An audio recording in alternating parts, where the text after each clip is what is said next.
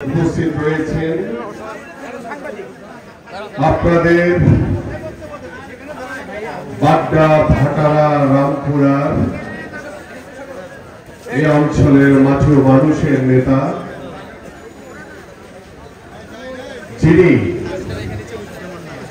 এই অঞ্চলের প্রতিটি নেতা কর্মীদের পাশে সুখে দুঃখে সবসময় পাশে থাকেন।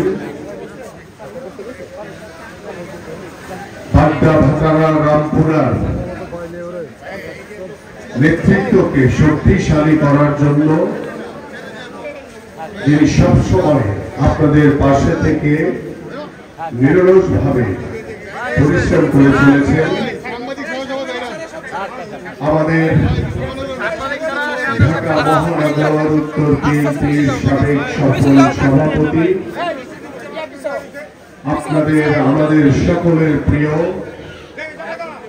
আমাদের দেশনেত্রী বেগম খালেদা জিয়া, বিএনপির ভারপ্রাপ্ত চেয়ারম্যান জনাব তারেক রহমানের আস্থাভাজন,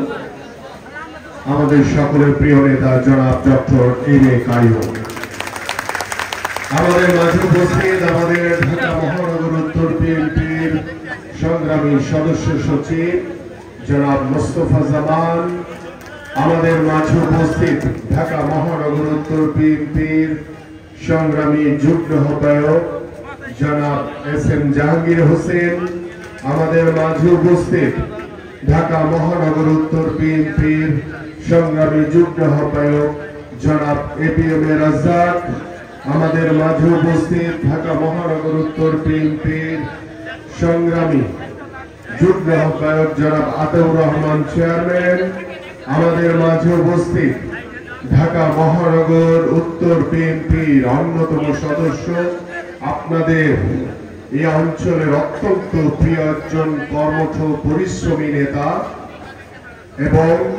আমাদের একজন বিশিষ্ট ক্রীড়া সংগঠক জনাব এজিম শামসুল হক,